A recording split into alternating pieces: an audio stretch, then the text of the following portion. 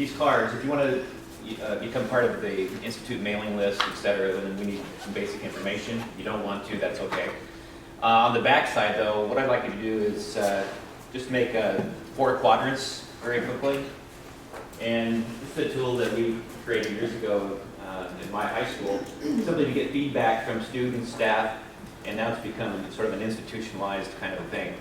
So in the upper left-hand corner, you just put a plus sign.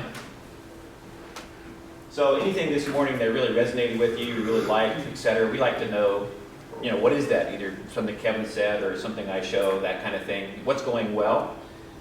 In the upper right-hand side, if you put a triangle, that's a delta sign, stands for needs for improvement. So, things that we could have touched on this morning, etc., that you'd like to know. Some people usually say, is that why they call it Delta Airlines? Continually needs improvement. Down at the lower left-hand corner, if you put a question mark, those would be questions that perhaps you want to have answered. So things we don't get to this morning, things that are popping up in your mind. If we have a way to contact you, we can actually get back and answer your questions. And then in the lower right-hand corner, if you put ideas, or just an I, for ideas or other issues. So ideas about what you have about, okay, where could we go with this? How can we help you? Things like that, or how can we present this even better? Okay. So soliciting feedback is an ongoing process of quality improvement, and we tend always to think, we got to do surveys from our parents, we got to do this, we got to do that. But when you get right down to it in the classroom, or teaching teachers to continually solicit feedback from students, that's a very scary thing. And the first time I started soliciting my feedback from my students, I got things like, you go too fast, you go too slow, I don't understand your accent, you didn't explain that well. These are very confronting things. But that gets down to the real heart of improving quality in education.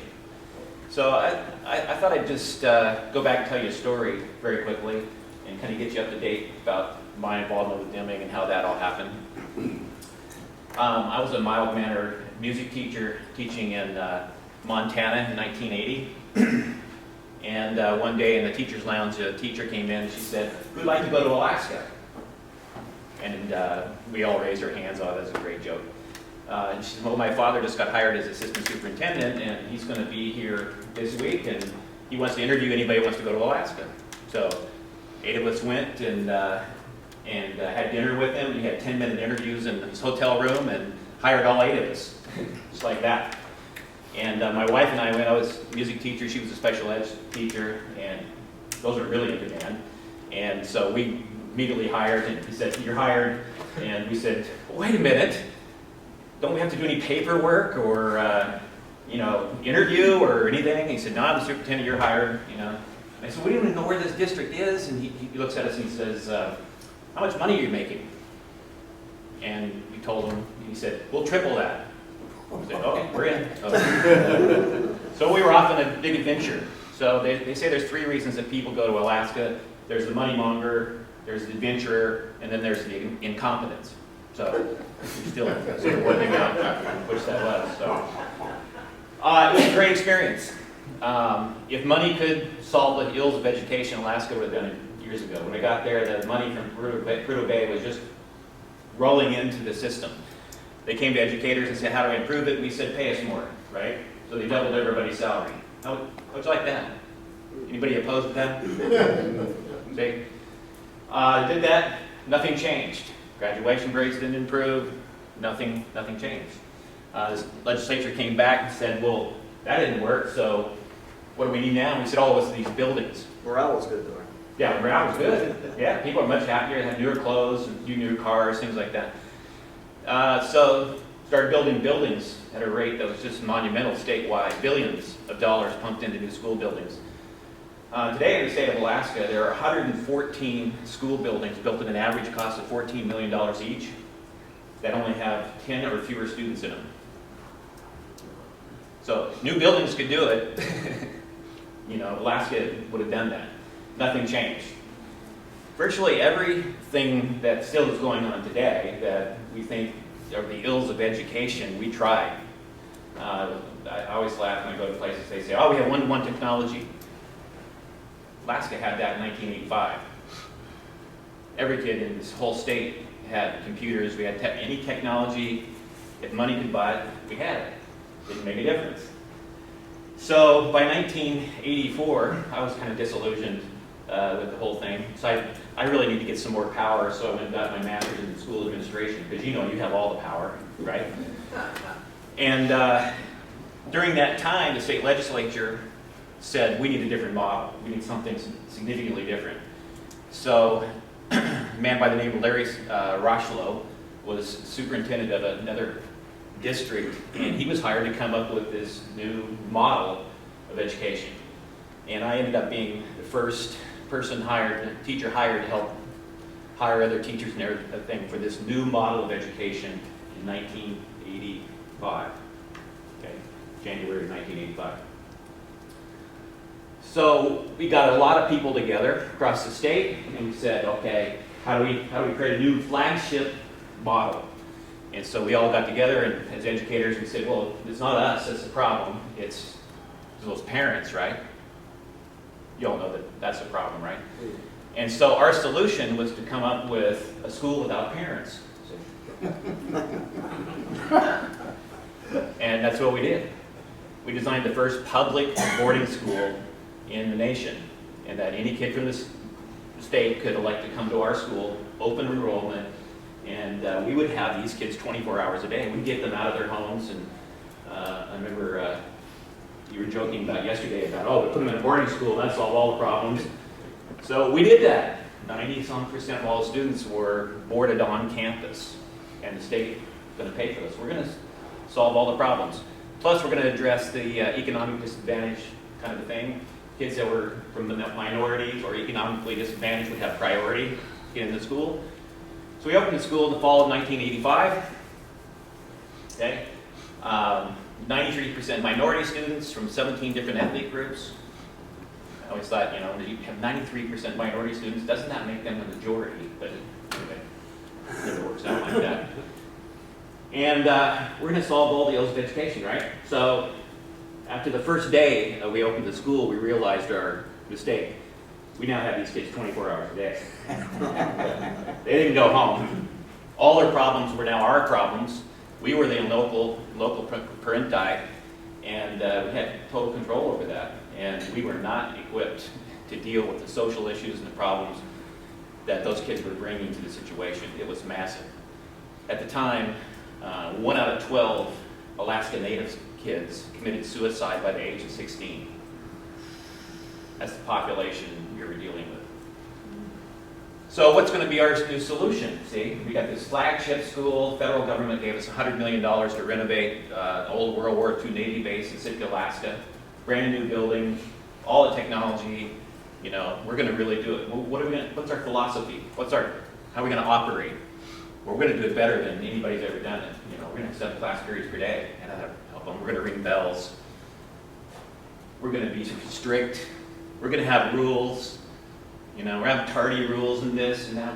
We spend all of our time preparing the rules by which we're going to govern people and what we're going to do.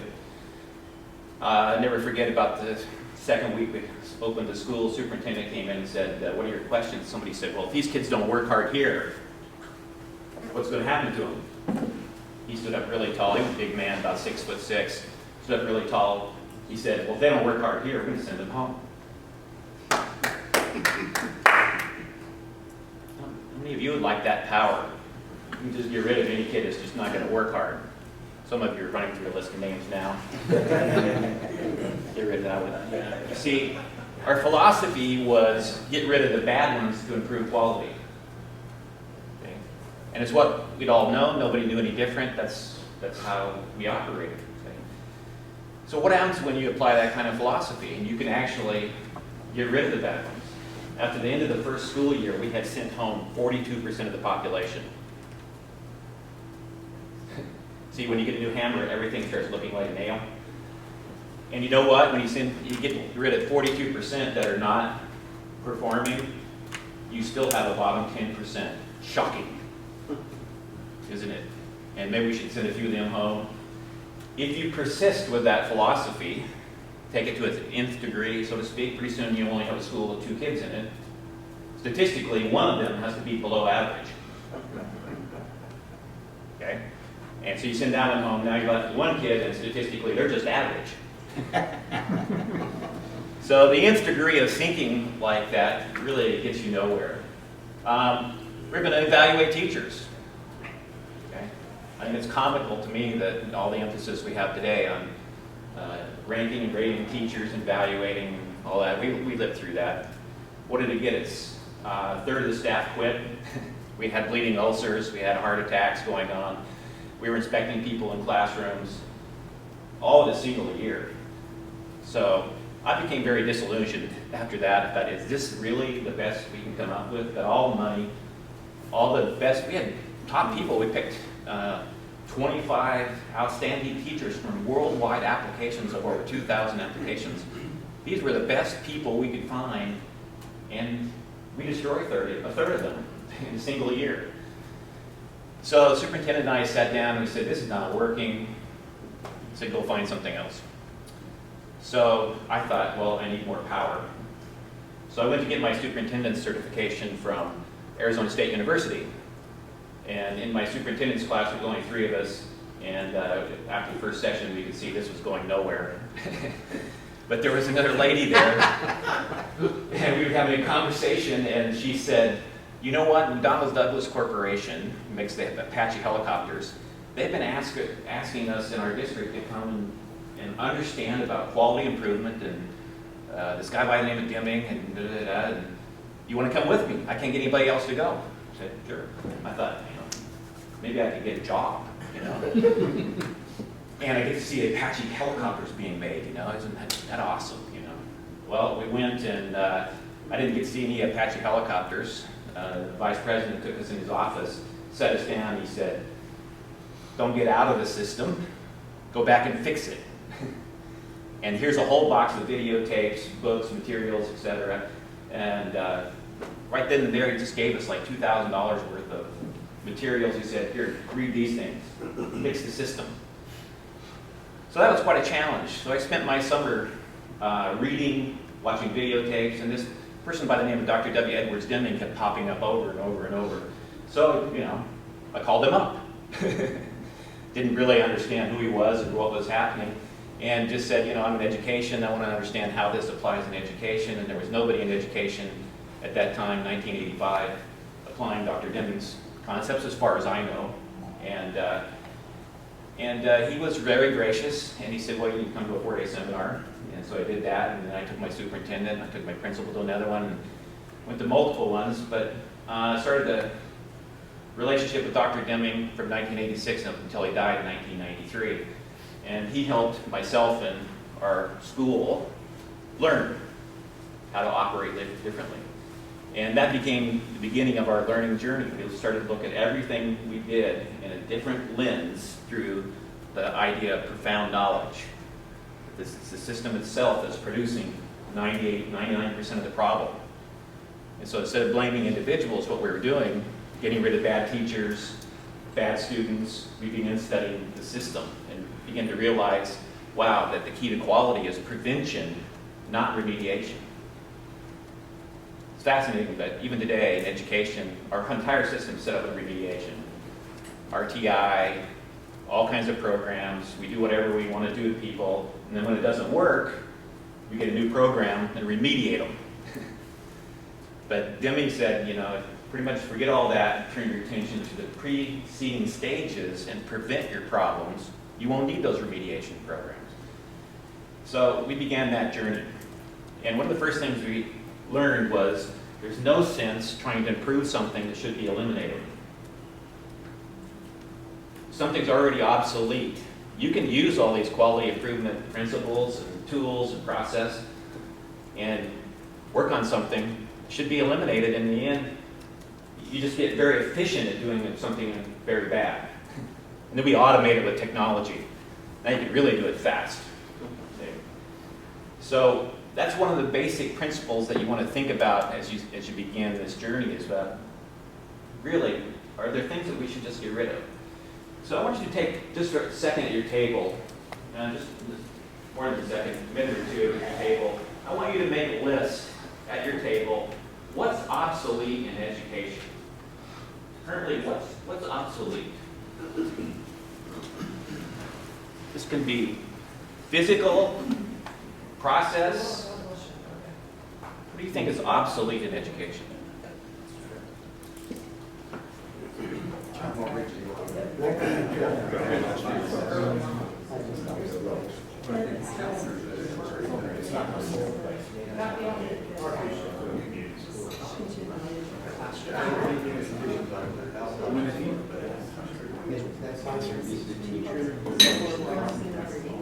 Okay, so really short on time, so let's go around real quickly. At your table, tell me just one thing that you think is really obsolete in education. So let's come up with. Calendar was one that. The calendar, how we operate. Calendar, that's something different? Textbooks. Grade level. Grade levels. Tenure. Tenure. Factory nature of schools. Factory nature of schools. Factory nature of schools. How students are assigned to schools. How students are assigned to schools.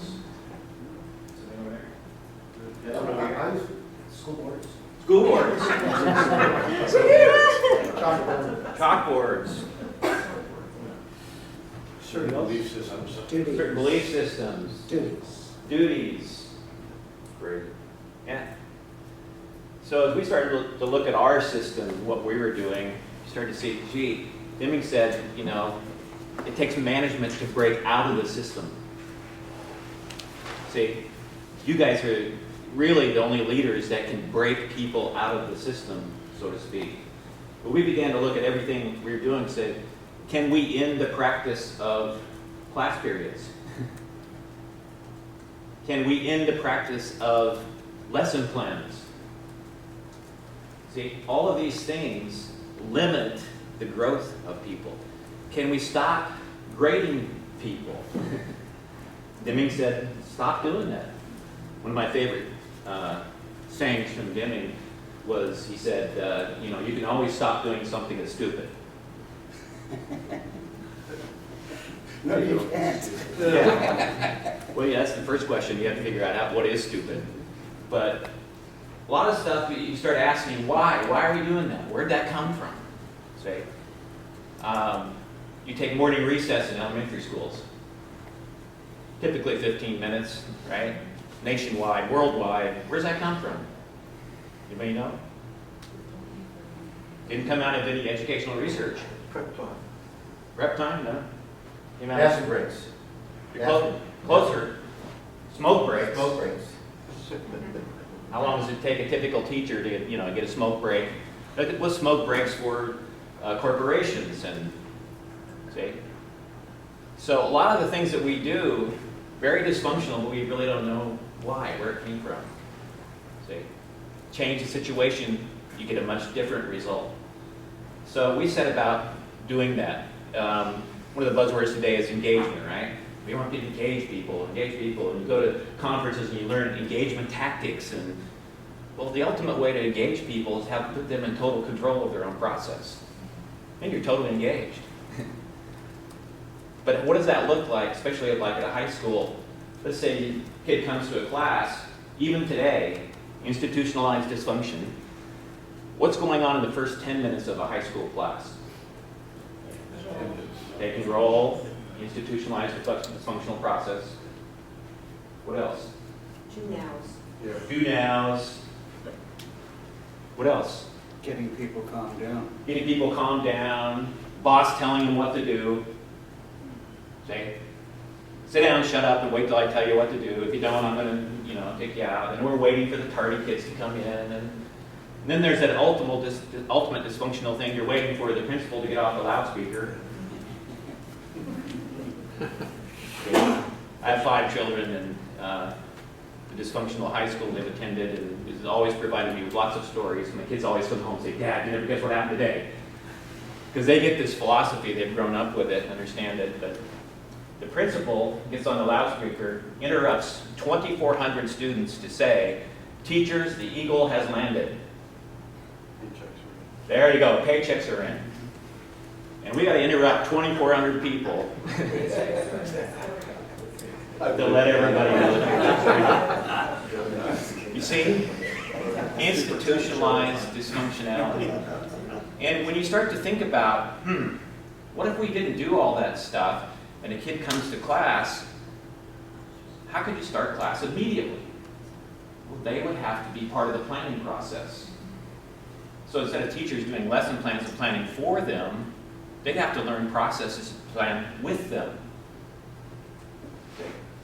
I had, about the second year we were into this, I had a high school girl that came in, and she said, we're supposed to be into systems thinking, right? I said, yeah.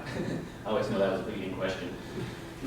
She said, well, if we're supposed to be in systems thinking, shouldn't we find out the most asked systemic questions coming from students?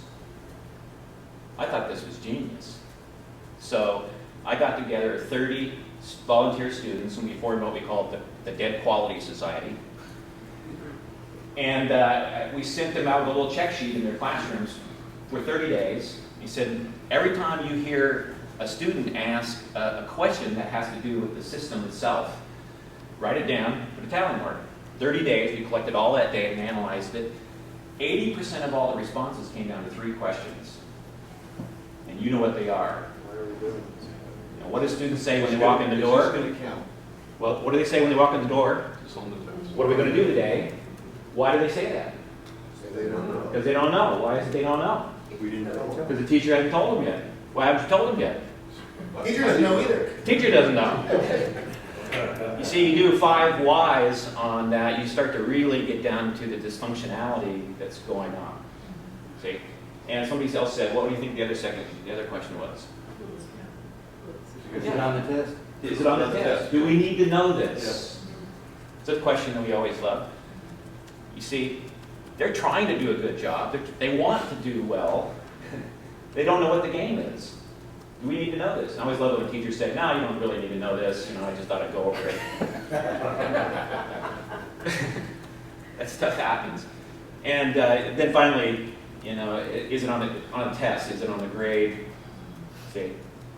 So if you think about it, if you really want to truly revamp the system, do away with those questions. Now, the school way to do that is if I hear any of you saying that question, I'll see you after school. Okay. We always come up with a rule or regulation to deal with things.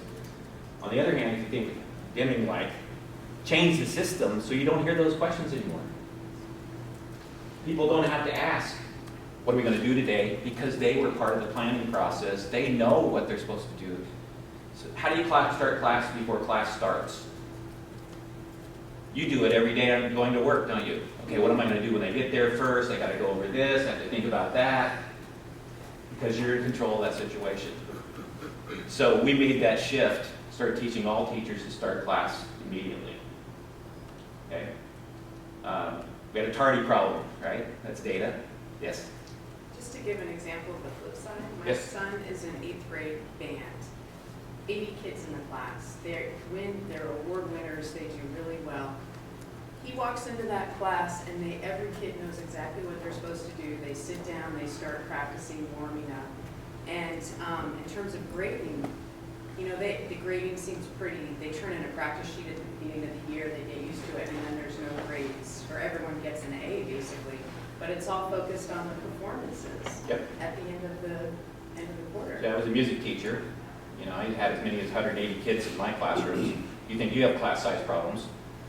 Wait till you have 180 kids with weapons. And then they'll see if you have class management. So, the dysfunction is coming from the system itself. Can't say that strong enough. Dysfunction, 98% of dysfunction is coming from the system itself. I laugh when I hear people having anti-bullying programs. 98% of bullying is coming from the system itself. You manage differently, you see bullying go down to practically nil. I'll give you a quick example. We had tardies, dysfunctional process. We're monitoring tardies, doing stuff. We had an average of about 40 kids per class per period being late to class. That's a big problem, right? Teachers couldn't start, all kinds of things. Went back and asked the teachers, what should we do about this? What do you think the teachers said? Yeah, detention. We're not tough enough. We need a stronger, so we did that. Then that didn't work, so then we had to go to a detention on Saturday. The kids called it prison. So we had tardy jail after school if you're late, and then we had prison Saturday morning. And ultimately, if we're going to keep going down the road, just have the death penalty for being late. See? And you think about it, you'd only have to kill 1 or 2 kids every year to make a good point. And see, that's ultimately, you're trying to improve by upping the ante, so to speak, getting tougher. But when we went down that road for years, finally went back to ask, put the students in groups, put them into PDSA teams, and said, what causes people to be late? 80% of responses came down to 2 things. Number 1, classes don't start on time. I went back and told the teachers that. They were incensed. That's ridiculous. My class always starts on time. So I got out the Dead Quality Society. We kept data for a whole month. The average start time, I had kids just write down the time class was supposed to start, and when something of value actually started to take place. The average was 12 minutes. The average. Average was 12 minutes. That means some classes not starting for 20 minutes. Get an average of 12. Think of that. Now you multiply that throughout the whole school year, you're wasting almost a month of time. Nothing's happening. So that was the way we were able to persuade teachers by using data to say, look, we need a different method. And if we recovered that time back in the process, might learning go up significantly.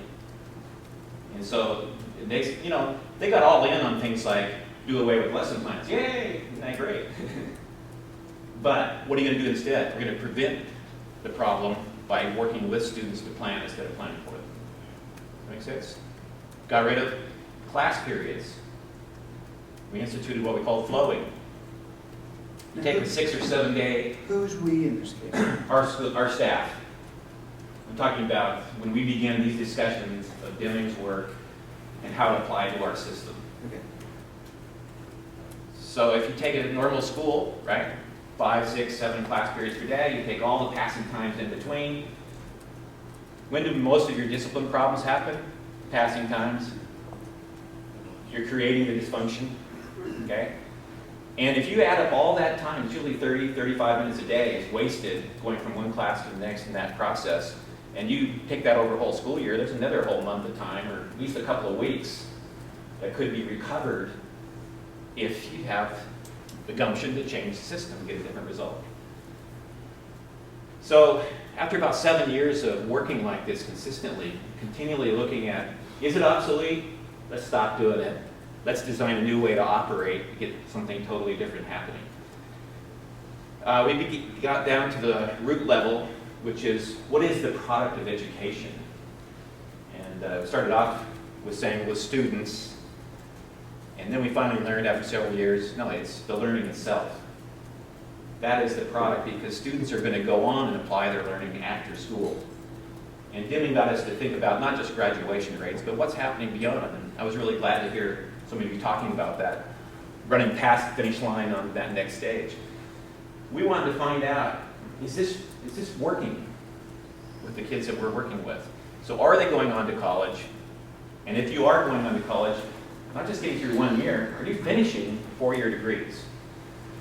So in our state, we studied the population that we're dealing with, Native Alaskan kids. Only 2% that went on to universities ever graduated. Only 2%. But when we studied our kids, at the time I was there, we were up to 60% of them were graduating from 4-year degree programs. And now the same school is up to 88%. Of the kids that choose to go on are graduating. We wanted to find out, are we preparing you for life? I think it's comical. I go to districts and they say, oh, lifelong learning, we're into that, right? Are you really? Do you really know that what you're teaching and what you're developing is actually making kids successful in life? So we studied 24 to 30-year-olds, longitudinal studies over time to try to find out, is it working?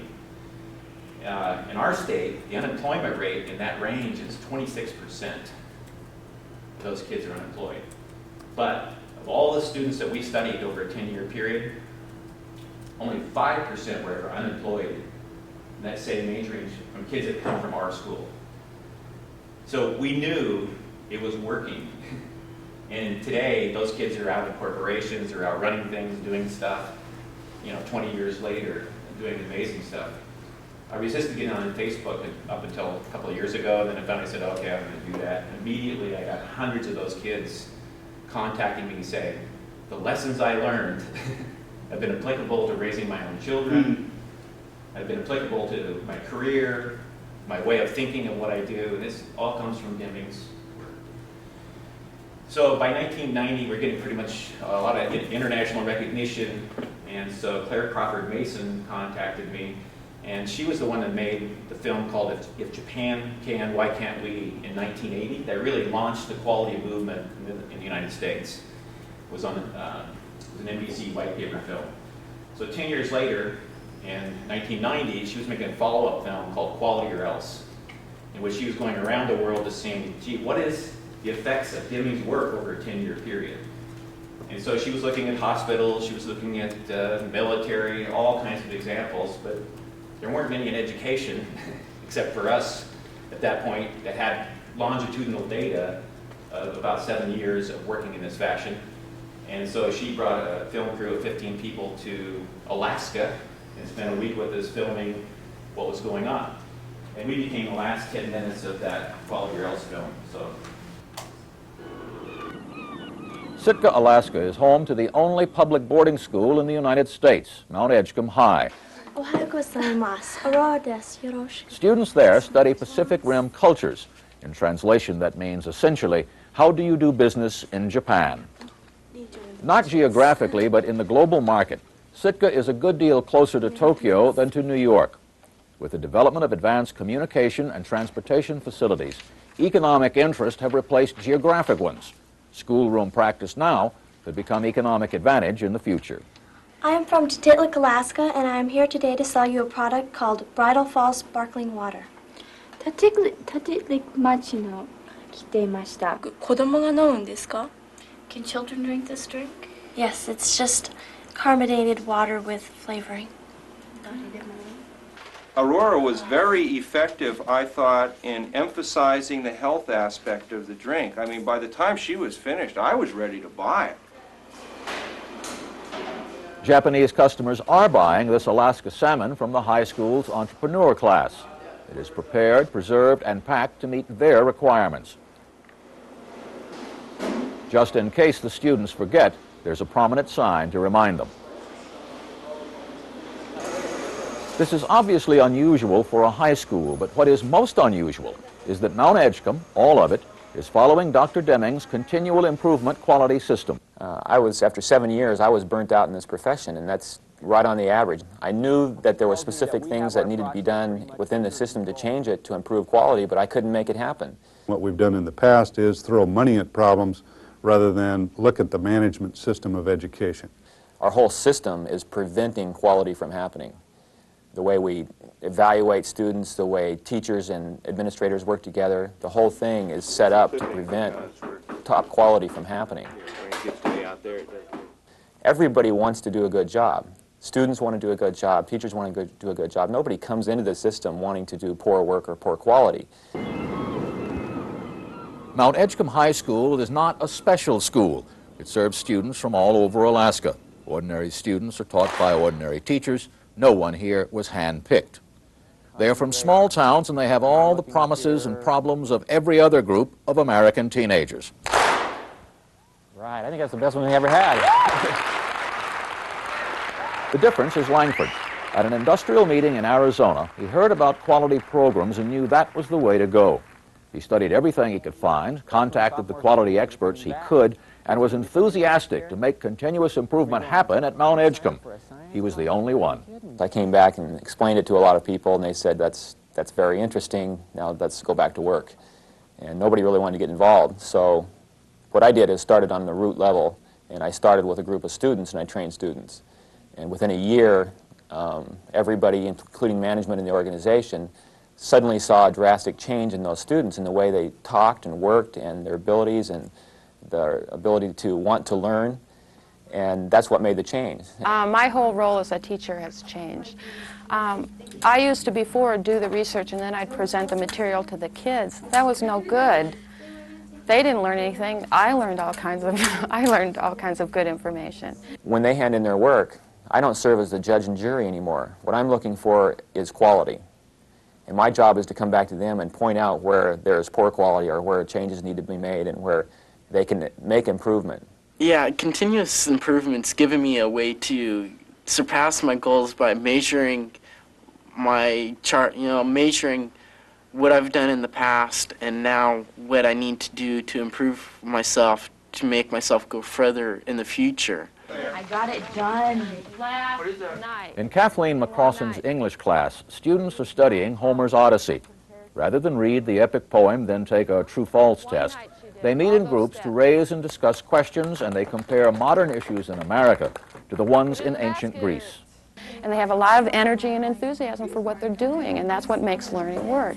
If it's somebody else forcing it down your throat, it's never going to work. New students that come into this system kind of go through a shock for a while because they can't quite believe that we could trust people that much. They can't quite believe that we would want them to take that much responsibility for their own education. When I first started into this process, I thought statistical analysis was 99% of the process and the human relations was 1%. Since we've been in it for 2 years, I'm now realizing it's just the opposite. We can teach anybody in a half-an-hour session how to do simple statistical analysis processing, such as Pareto charts and control charts and those types of things. We can't in a half an hour persuade people to use them. So it takes a long time for people to begin to absorb why they need to begin doing those types of things. Also in human relations involves a whole new focus about working together in teams. It must move into a different position this time. A team of science students built this robot in the hope of making science as interesting as sports. And they did.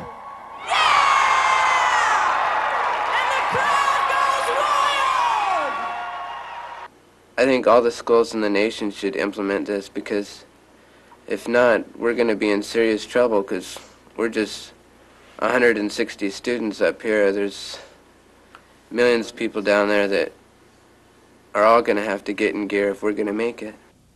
It is a good analysis. People everywhere are going to have to get in gear, and the gear is quality. Quality is a new way to think about, organize, and improve what you do. We have shown you successful programs in manufacturing, service, government, hospitals, and even schools. So while we are the first to admit that a quality program is difficult, clearly it is not impossible. Students from Mount Edgecombe High School are often invited to explain the rather difficult concept of quality to other students and to adult industrialists. We were curious how they did it. Do you remember Snow White? Snow White and the New Management System.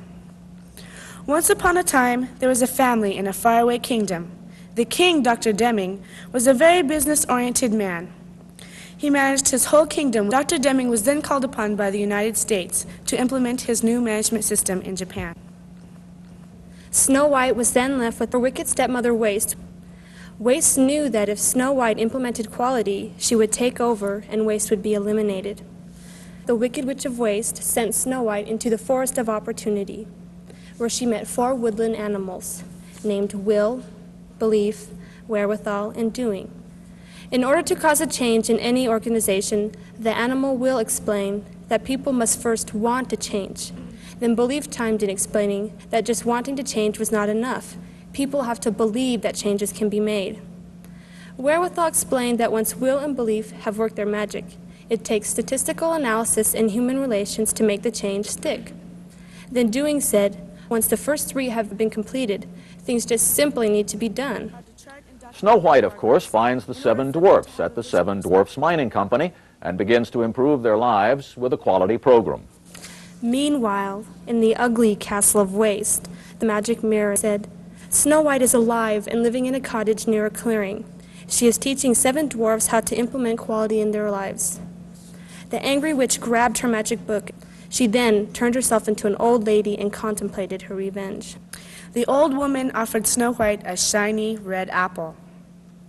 As soon as Snow White took a bite of the apple, she fell into a deep sleep of status quo, where things can never improve, they can only stay the same. If you do remember Snow White, you know that she was awakened by a kiss from Prince Charming. The kiss this time comes from the Prince of Commitment. And because of the prince's commitment and Snow White's quality, together they produced a beautiful daughter and named her Productivity. And the kingdom continually improved forever. However, the moral of the story is, as soon as you reach the point of success, don't get caught biting the apple of status quo. Thank you.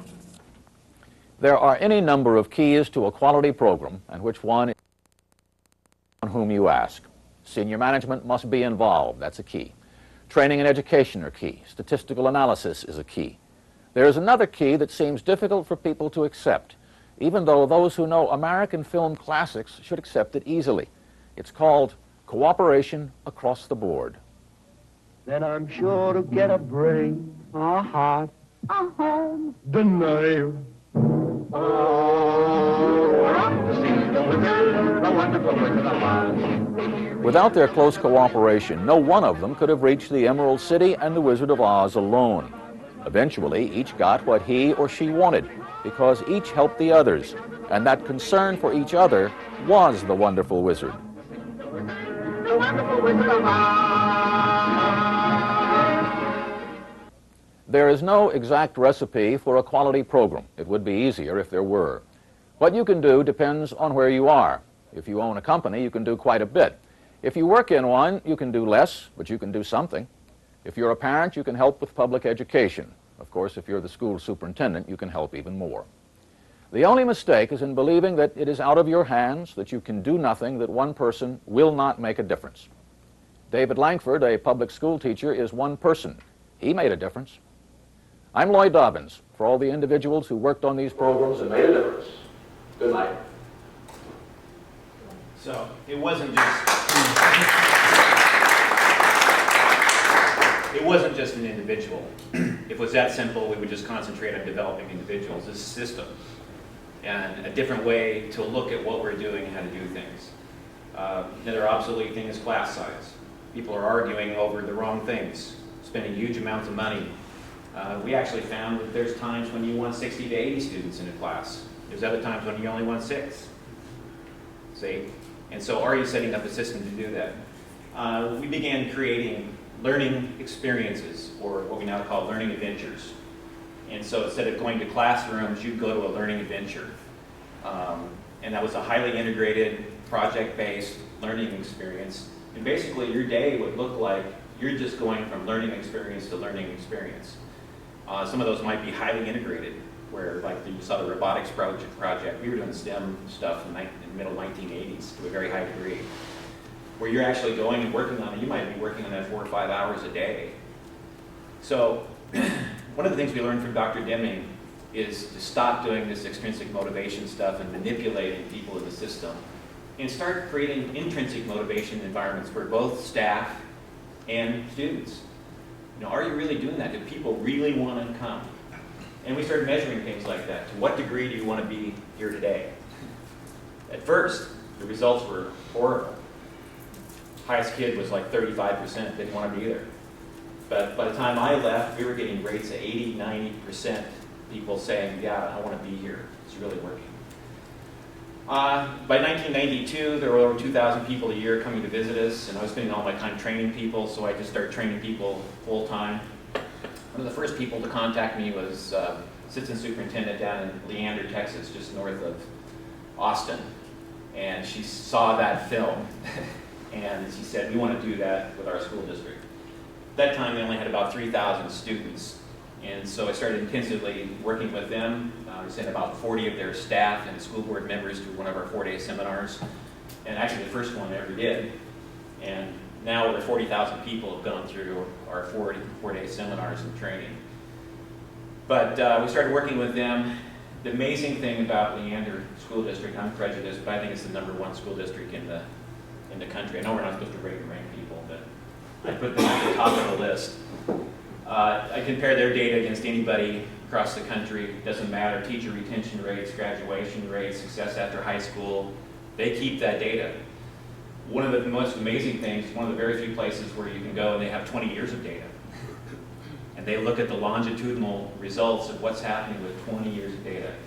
It's one of the very few places I've ever been where they can show 20 years of continual growth. Think about that. Most places have random variation. This year we did a little better, this year we did a little worse. They're simply managing the dysfunction. They've got 20 years of continual improvement going on. Test scores, anything you want to look at. But the number one thing that they're most happy about is, we call them Happyville. Because Deming said, you have to have joy in work and learning. If all the joy in education's gone out, people see this as drudgery, coming every day and putting in your time, and there's not going to be any joy in learning happening. And so today, if you go and visit down there, I guarantee you, they're just north of Boston, you will come away thinking, these people are on something. Everybody seems happy. And when I do 4-day training with them every single year I have for 25 years. And I was just down there in June. We had 100 people in the room. There's a maintenance person sitting next to the food service person, sitting next to the first grade teacher, sitting next to the superintendent, sitting next to, see, all in. Everybody's getting the same training. Everybody has the same basic philosophy, the constancy of purpose. And that's what enables them to continue that same process over time. That make sense? They also have amazing rates. SAT scores are significantly above the state average. More kids in Leander, Texas take the SAT and score higher, significantly higher than the state average. So we know that it works even in outside measurements. Their test scores are among the top in the country. Now, the most amazing thing, from 1992 till today, they've grown from 3,000 students to 35,000 students. And still maintain a very high level of quality. If you can show me another district in the country that can match that, I'd like to visit, because I haven't been able to find anything like that. It is an amazing success story. But if you go and visit there, they don't really talk about all their data and their sets and what they're doing. They really talk about how do we make joy in learning on a daily basis. And everything they do comes back to their aim. So they evaluate everything they do. Is this going to be good for learning? If it's not, we don't do it. So do they do some of the things that are in vogue and programs that are coming along? Yes. But they don't copy other people. So they design, they create, they do the 4 C's without having to copy. And that's one of the things we learned from Deming. Stop copying and start actually innovating and creating. Makes sense? It's called best practice. Deming used to say, people ask him about best practice, he'd say, the destruction has to start somewhere. So. Please join me.